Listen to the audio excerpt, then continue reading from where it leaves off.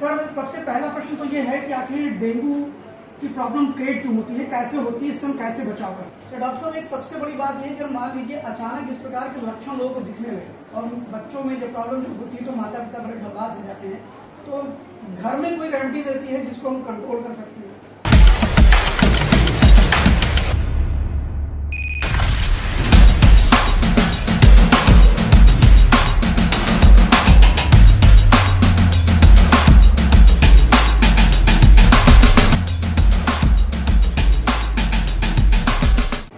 नमस्कार, स्वागत है आपका लाइव यूपी न्यूज 24 में। आज हम बात करने जा रहे हैं डेंगू जैसी बीमारी में। खाली अगर लखनऊ की बात की जाए तो वहां पर 400 से अधिक लोग डेंगू की चपेट में आ चुके हैं। कई मौतें हो चुकी हैं। पूरे देश में डेंगू ने हाहाकार मचा रखा है। ऐसी स्थिति में ये ज्यादा जरूरी हो जाता है कि हमें जानकारी और बचाव के उपाय भी जानने चाहिए।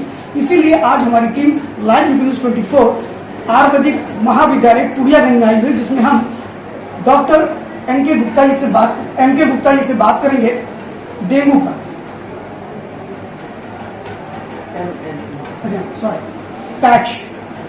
डॉक्टर एमएन गुप्ता जी से हम बात करेंगे डेंगू के विषय में और जानकारी लेंगे कि कैसे हम इसमें क्या कर सकते हैं, घरेलू उपाय क्या हो सकते हैं। बहुत बहुत धन्यवाद डॉक्टर साहब आपका हमसे जुड़ने के लिए।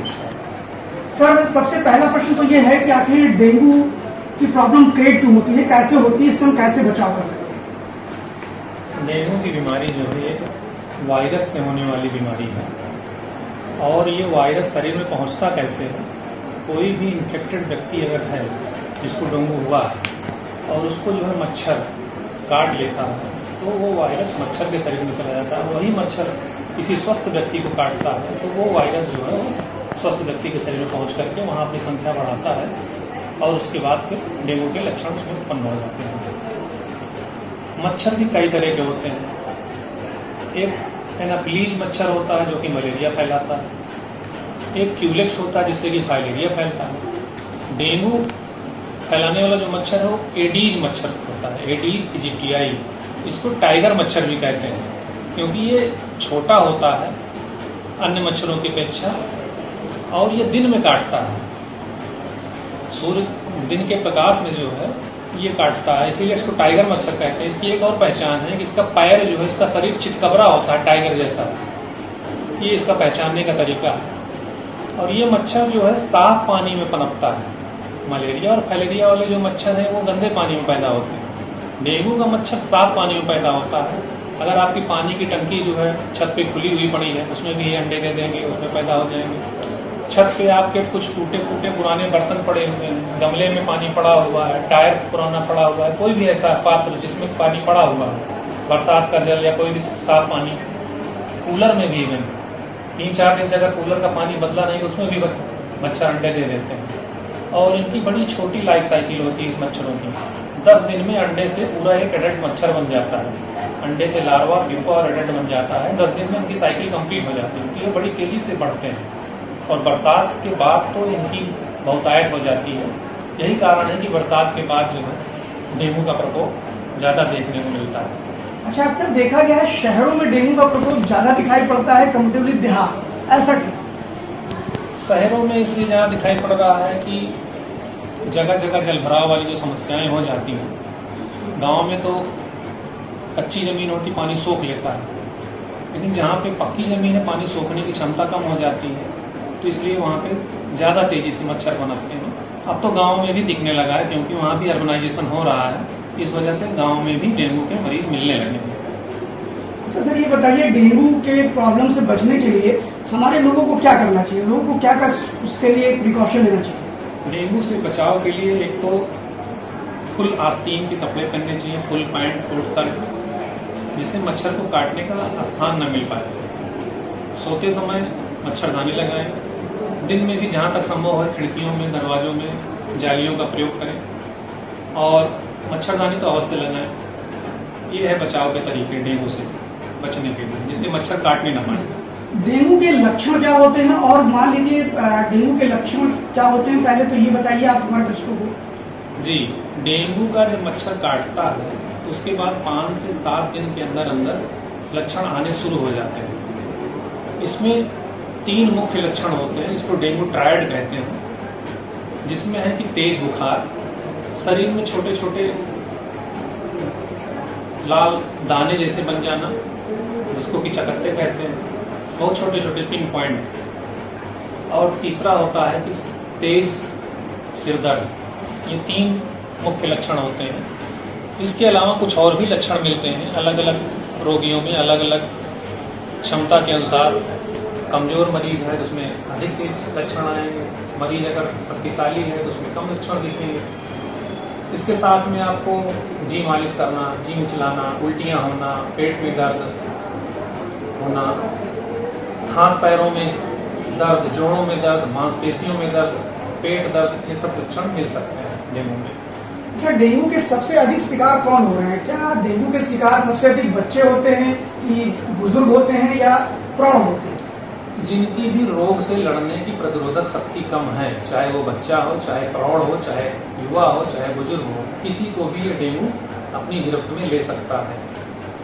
ऐसा नहीं है कि डेंगू केवल बच्चों को ही या वृद्धों को ही परेशान करता है। जिनकी भी इम्यूनिटी वीक है उनको डेंगू अपने शिकंजे में ले सकता है। तो डॉक्टर साहब, एक सबसे बड़ी बात यह है कि मान लीजिए अचानक इस प्रकार के लक्षण लोगों को दिखने लगे और बच्चों में जब प्रॉब्लम जो होती है तो माता पिता बड़े घबरा से जाते हैं, तो घर में कोई रेमेडी ऐसी है जिसको हम कंट्रोल कर सकते हैं? जी, डेंगू ऐसे तो नहीं पता चलता है कि आज बुखार आया तो आज ही पता चल जाए कि डेंगू है। उसके लिए खून की जांचें होंगी, लैब टेस्ट होंगे, तभी पता चलेगा कि हाँ डेंगू हुआ है। डेंगू के लिए जांच जो होती है, आज अगर बुखार आया और आज ही हमें पता करना है डेंगू है कि नहीं है, तो एक ही दिन में प्लेटलेट काउंट भी कम नहीं हो जाता है। उसके लिए NS1 एक टेस्ट होता है, नॉन स्पेसिफिक एंटीजन टेस्ट होता है। इससे पक्का पता चल जाता है कि हाँ डेंगू ही हुआ है, पहले दिन ही पता चल जाएगा। इसके बाद अगर 3-4 दिन बीत गया है तो डेंगू एलाइजा होता है, उसमें IgG, IgM जब शरीर में एंटीबॉडीज बनने लगती है तो पता चलता है। प्लेटलेट काउंट CBC कराते हैं, प्लेटलेट काउंट आपका गिरता हुआ आएगा। तो इसमें जो है घरेलू उपचार के रूप में हाइड्रेशन मेंटेन रखना है। हाइड्रेशन का मतलब शरीर में पानी की कमी ना होने पाए। नमक चीनी पानी का घोल, ORS का घोल, दूध और दूध से बने हुए दही है, मट्ठा है, छाछ है, इनका सेवन कराते रहें।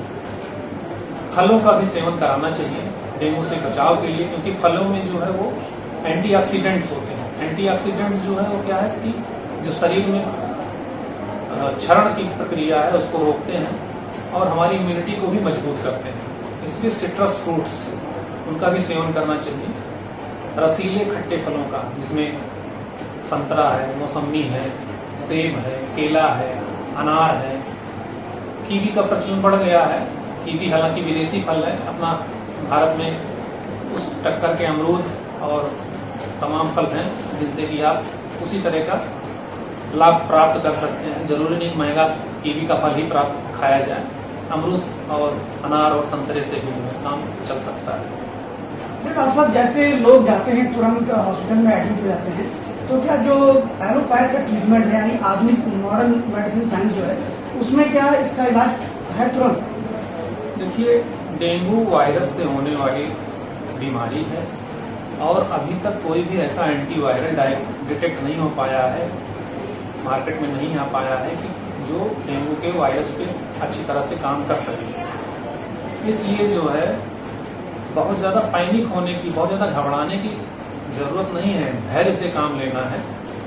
50,000 तक कोई घबराने की बात नहीं है। प्लेटलेट काउंट अगर आपका 50,000 से नीचे जाए और 20,000 से ऊपर है तो घर पर ही उपचार किया जा सकता है, अगर कोई सीरियस कंडीशन ना हो। 20,000 से नीचे जाने पर हॉस्पिटलाइज होने की जरूरत पड़ती है और 10,000 से नीचे जाने पर प्लेटलेट चढ़ाने की आवश्यकता पड़ती है। अगर घर पे कैसे उपचार करेगा वो? अगर आपका प्लेटलेट 20,000 से नीचे है तो अस्पताल में भर्ती होना चाहिए, और 10,000 से नीचे है तो प्लेटलेट चढ़ाना चाहिए। तो एलोपैथ अस्पताल में, मेडिकल कॉलेज में, डिस्ट्रिक्ट हॉस्पिटल में एडमिट होकर वहाँ पे सुविधाएं रहती हैं प्लेटलेट और प्लाज्मा की। वहाँ पे ट्रांसफ्यूजन हो जाता है और मरीज की जान बच जाती है। सभी मरीजों में इस तरह की कंडीशन नहीं आती है। 10 में से एक ही मरीज में इस तरह का DHF वाली कंडीशन आती है, जिसमें बहुत ज्यादा सीरियस कंडीशन होती है भर्ती करने की। बाकी सभी मरीज घर पर ही नॉर्मल प्रक्रिया के द्वारा, नॉर्मल दवाइयों के द्वारा मैनेज हो जाते हैं। घर पर रहकर अगर अपना ट्रीटमेंट करना हो तो आपके हिसाब से आप कौन सी दवा एडवाइस करेंगे, किस तरह के खान पान और रहन सहन की एडवाइस करेंगे? देखिए, इसमें जो है ज़्यादा मिर्च मसाले वाले खान पान बिल्कुल सेवन नहीं करने चाहिए, बहुत ही गर्म चीज़ें नहीं खानी चाहिए, रसीले फल और भोजन का सेवन करना चाहिए, पर्याप्त मात्रा में जल का सेवन करना चाहिए, नींबू पानी, छाछ, मट्ठा, दही, दूध, फलों का रस, दाल का पानी, चावल और कम तेल मसाले वाला रोटियां और सब्जी और हल्की फुल्की पतली रोटियां ये सब ली जा सकती हैं। इनका सेवन करें खाने पीने में। और घरेलू उपचार में जैसे तुलसी, अदरक, हल्दी और इनका काढ़ा है, गिलोय का काढ़ा है, चिरायते का काढ़ा है, जो कि बुखार को भी उतारता है और वायरस को भी खत्म करता है। गिलोय इम्यूनिटी को भी बढ़ाता है, एंटीवायरल प्रॉपर्टी भी होती है गिलोय में, वायरस को कंट्रोल भी करता है, शरीर की इम्यूनिटी भी बढ़ाती है। बकरी का दूध भी काफी हद तक काम करता है, काफी प्रचलन में आ गए हैं। प्रचलन में है। लेकिन एक सलाह हम देंगे कि बकरी का दूध कच्चा नहीं पीना है, बिना उबाले हुए बकरी के दूध का सेवन नहीं करना है, क्योंकि बिना उबाले अगर आप बकरी का दूध या गाय का दूध, किसी भी जानवर का दूध बिना उबाले नहीं पीना चाहिए, नहीं तो उससे जो जानवरों में होने वाली कई सारी बीमारियां हैं, बोवाइन ट्यूबरकुलोसिस है, ब्रूसेलोसिस है, ये आदमी में हो जाती है। तो कच्चा दूध ना पिए, उबालने के पश्चात ही पिए। दूध हल्दी का भी सेवन कर सकते हैं। बकरी का दूध में एंटीऑक्सीडेंट्स प्रॉपर्टी ज्यादा होती है, उसमें एक सेलेनियम होता है जो कि पोटेंट एंटी ऑक्सीडेंट है और वो जो है प्लेटलेट की क्वांटिटी को, काउंट को बढ़ाने में मदद करता है। तो क्या आप बताएंगे कि लोग पपीते की पत्ती को लेकर के बाद आपको होता है, कुछ लोग कहते हैं पपीता खाना चाहिए, कुछ लोग कहते हैं पत्ती खाना चाहिए, या पत्ती कैसे लेना चाहिए, ये बड़ा कंफ्यूजन क्रिएट होता है। मतलब ये है ना कि अपने एक बात कही जाती है, एक हाथ पैर नौ हाथ ऐसे करके चलाते हैं, तो इसमें राइट मतलब क्या है? मतलब पपीता खाना ठीक है कि पपीते की पत्ती खाना ठीक है? पपीते का फल जो है कॉन्स्टिपेशन को दूर करता है, डाइजेशन को भी इम्प्रूव करता है। पपीते के फल में विटामिन सी भी होता है। पपीते का फल भी खाना चाहिए और पपीते की पत्ती का रस भी पीना चाहिए, बहुत अधिक मात्रा में नहीं। 2 चम्मच रस जो है निकाल करके सुबह शाम लेना चाहिए। अधिक प्लेटलेट कम है तो 2-2 चम्मच 3 बार ले सकते हैं। गिलास भरकर पपीते की पत्ती का रस नहीं पीना है, नहीं तो वो पपीते का रस तिक्त होता है और जाके वो पेट में और भी डाइजेशन की प्रॉब्लम क्रिएट करेगा। पपीते की पत्ती जो है, उसका रस जो है, उसमें प्रॉपर्टीज होती हैं जो कि हीमोलिसिस को रोकता है, आरबीसी के ब्रेकडाउन को रोकता है, प्लेटलेट के एग्रीगेशन को रोकता है। इस वजह से प्लेटलेट काउंट को वो बढ़ाता है और प्लेटलेट काउंट को कम नहीं होने देता। हमारे साथ अभी डेंगू पर बातचीत कर रहे थे टूरियागंज राजकीय आयुर्वेदिक महाविद्यालय के बाल रोग विशेषज्ञ डॉक्टर महेश नारायण गुप्ता जी। आपने बड़ी बेबाकी से सारी चीजें बताई, जहां डेंगू को लेकर के लोगों में बड़ी भ्रांतियां होती हैं, कुछ पपीता खाने लगते हैं, कुछ बकरी का दूध पीने लगते हैं, उस पर भी उन्होंने बड़ी स्पष्टता के साथ बताया कि इसके खाने और पीने से क्या होता है, कि किन चीजों का हम अवॉइड करें, किन चीजों को हम खाएं और कैसे अपनी सेहत को हम घर में भी सुधार सकते हैं। हॉस्पिटलाइज होने की स्थिति कब आएगी और कैसे नहीं होना है, इन सारी बातों पर बेबाकी से हमारे साथ जुड़े थे डॉक्टर महेश नारायण जी गुप्ता जी, और आगे भी हम मिलते रहेंगे और विषयों के साथ। धन्यवाद। लाइव यूपी न्यूज 24 से शिव द्विवेदी।